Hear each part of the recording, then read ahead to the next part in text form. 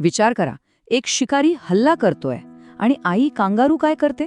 ती आपल्याच बाळाला पिशवीतून बाहेर काढून जमिनीवर टाकते आणि पळून जाते.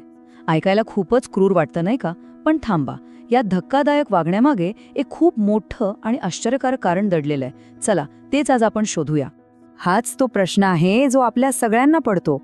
पण याचं उत्तर तिच्या क्रूर स्वभावात नाही, तर तिच्या शरीराच्या काही खास गोष्टींमध्ये आणि निसर्गाच्या कठोर नियमांमध्ये लपलेलं आहे. जरा कल्पना करून बघा, एका बाजूला जीवघेणा शिकारी आहे आणि दुसऱ्या बाजूला आपलं पोटचं बाळ. अशा परिस्थितीत आई कांगारू आपल्या बाळाला पिशवीतून बाहेर काढून खाली फेकते. असं केल्यानं शिकाऱ्याचं लक्ष त्या बाळाकडे जातं आणि आईला पळून जायला वेळ मिळतो. हे दृश्य बघणाऱ्या कोणालाही धक्का बसेल.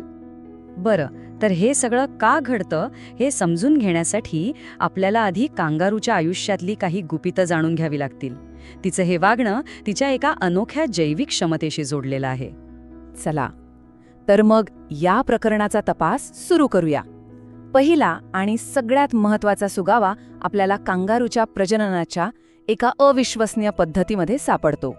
तुम्हाला ऐकून आश्चर्य वाटेल, पण आई कांगारूचा गर्भधारणेचा काळ फक्त 30 ते 36 दिवसांचा असतो.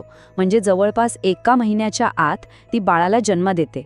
आणि जन्माच्या वेळी हे बाळ किती मोठं असेल असं वाटतं? फक्त 2 सेंटीमीटर. हो, बरोबर ऐकलत. म्हणजे आपल्या शेंगदाण्याच्या आकारा एवढं. आणि वजन तर फक्त 1 ते 2 ग्रॅम असतं. यावरूनच आपण कल्पना करू शकतो की जन्माच्या वेळी ते बाळ किती नाजूक आणि अविकसित असतं. आता यातली सगळ्यात इंटरेस्टिंग गोष्ट आहे का, इतर प्राण्यांसारखं कांगारूच्या बाळाचा विकास गर्भात पूर्ण होत नाही. जन्मानंतर ते इवलसं बाळ स्वतःच आईच्या पिशवीत जातं, तिथल्या स्तनाग्राला चिकटतं आणि मग त्याचा खरा विकास तिथे सुरू होतो. म्हणजे ती पिशवी जणू काही एक दुसरं बाह्य गर्भाशयच आहे. आता आपण या रहस्याच्या पुढच्या टप्प्याकडे वळूया. कांगारूकडे एक अशी प्रजनन शक्ती आहे जी खरंच एखाद्या सुपर पॉवरपेक्षा कमी नाहीये. या शक्तीला वैज्ञानिक भाषेत एम्ब्रियॉनिक डायपॉज असं म्हणतात. आता हे नाव खूप मोठं वाटतं, पण सोप्या भाषेत याचा अर्थ असा होतो की आई कांगारू तिच्या गर्भात असलेल्या दुसऱ्या बाळाची वाढ तिला हवी तेव्हा थांबवू शकते. हे तिच्यासाठी एक खूप महत्त्वाचं नैसर्गिक शस्त्र आहे. ही पूर्ण प्रक्रिया एखाद्या फॅक्टरीच्या प्रोडक्शन लाईनसारखी चालते.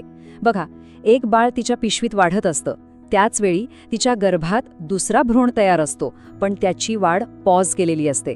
जेव्हा पहिलं बाळ पिशवी सोडून बाहेरच्या जगात येतं, तेव्हा आतल्या दुसऱ्या बाळाचा विकास आपोआप सुरू होतो. किती विलक्षण आहे, नाही का? ठीक आहे, तर आता आपल्याला तिच्या शरीराबद्दलची ही खास माहिती मिळाली आहे.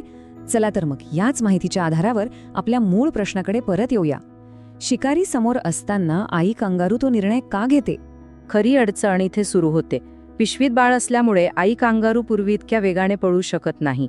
बाळाच्या वजनामुळे तिचा वेग कमी होतो, ज्यामुळे ती आणि तिचं बाळ दोघेही शिकाऱ्यांसाठी एक सोपं लक्ष बनतात. तर त्या एका क्षणात तिच्यासमोर एक कठोर गणित उभं राहतं.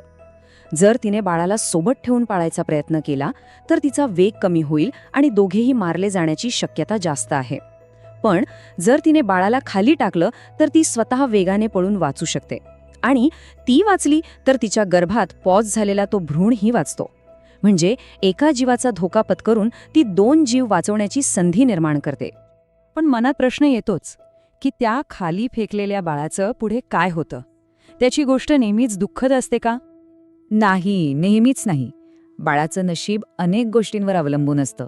हो, कधीकधी शिकारी त्याला पकडतो, पण जर बाळ थोडं मोठं असेल तर ते पळून जाऊन कुठेतरी लपू शकतं. किंवा कधीकधी ते इतकं लहान असतं की गवतात किंवा झुडपात हालचाल न करता पडून राहतं आणि शिकाऱ्याच्या नजरेतून सुटतं. थांबा, ही कहाणी इथेच संपत नाही. आता या गोष्टीत एक खूप भावनिक वळण येतं.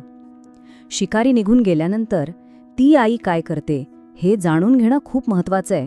धोका टळला आहे असं वाटल्यावर जर आईला आतून वाटलं की तिचं बाळ जवळपास जिवंत असू शकतं, तर ती परत त्या जागी येते.